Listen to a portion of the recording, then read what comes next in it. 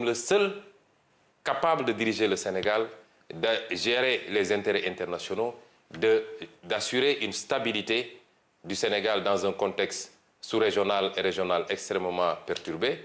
Et ce discours semble passer. Parce que, pour ce faire, il instrumentalise un certain nombre de contextes. D'abord, le contexte du terrorisme.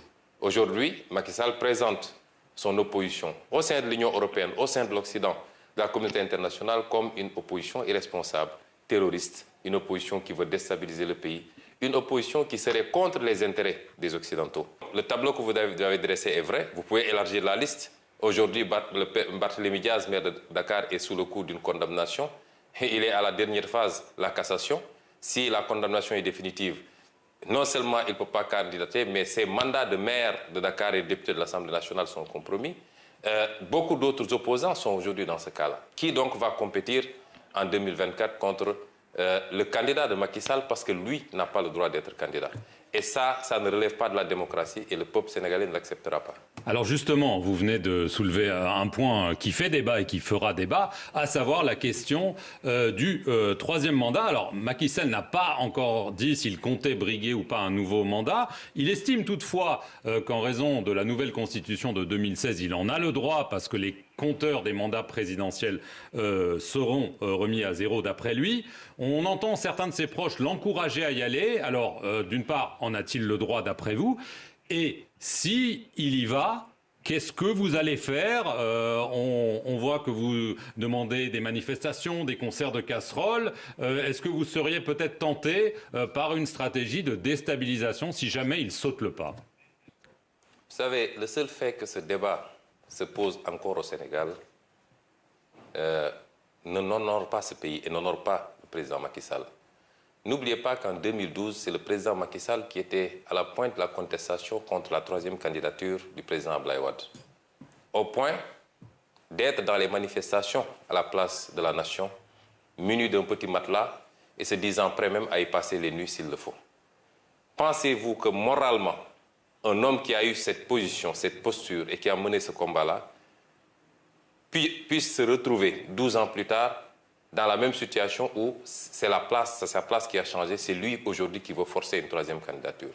C'est une honte pour le Sénégal, c'est une honte pour l'Afrique que ce genre de débat ne se pose que chez nous.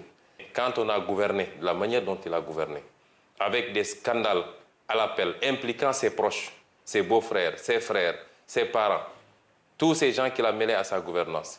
Quand on a gouverné par la brimade, en instrumentalisant la justice, en libérant les forces de défense et de sécurité sur les gens, quand on a gouverné de cette manière, on a toujours peur des lendemains. Mais sur le plan juridique, tous les constitutionnalistes sénégalais, vous voyez que chaque jour ou chaque semaine, il y a des panels. Je n'ai pas encore vu un constitutionnaliste qui dise le contraire. La question de la durée des mandats n'a rien à voir avec la question de la limitation des mandats. Et nul ne peut faire 2 mandats consécutifs. Cette phrase qui figure dans l'article 27 de la Constitution a résumé la question. Qu'est-ce qui va se faire? Cela relèvera du peuple sénégalais. Vous savez, ce n'est pas une question de Ousmane Sonko ou de X ou de Y. La preuve, s'il y a une question qui fait consensus entre l'écrasante majorité du peuple sénégalais, la société civile sénégalaise, les acteurs politiques de l'opposition et même des acteurs politiques du pouvoir, parce que de plus en plus des voix s'élèvent dans le pouvoir. On a même des démissionnaires qui disent rendre le tablier parce qu'ils ne peuvent pas admettre ce débat sur le troisième mandat.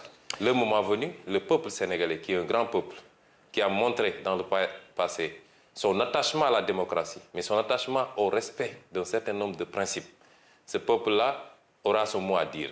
Monsieur Sonko, lors de votre candidature officielle, c'était au mois d'août dernier, vous avez accusé Macky Sall de susciter des dossiers de terrorisme, de rébellion, de viol imaginaire, fabriqués avec le soutien de la France.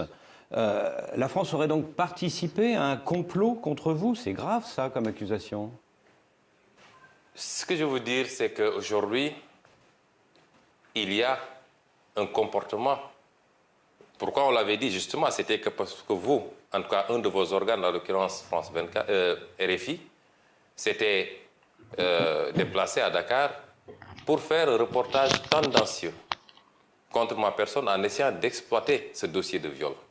Et de manière totalement partielle.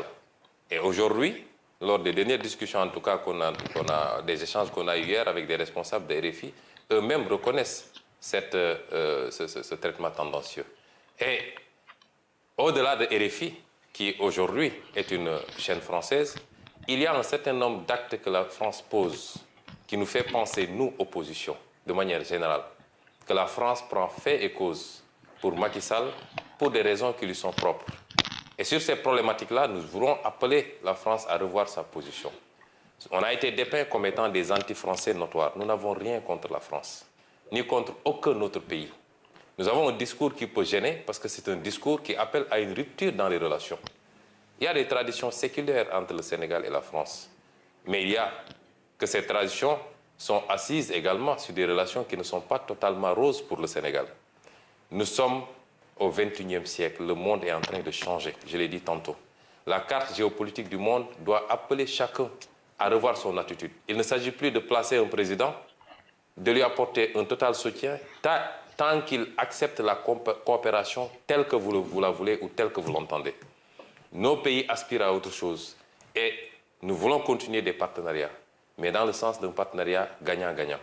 Et ça appelle à une révision d'un certain nombre d'axes, au niveau économique surtout, mais également sur beaucoup d'autres plans. Sur le plan international, c'est qu'il y a un fait inédit. Depuis quelque temps, nous nous rendons compte que la communauté internationale établie au Sénégal semble avoir même peur d'entrer en contact avec l'opposition. Et à chaque fois que c'est programmé, que ce soit l'Union européenne ou toutes les autres instances de la communauté internationale, c'est déprogrammé à la dernière minute. Et on nous dit que ce serait un veto du président Macky Sall.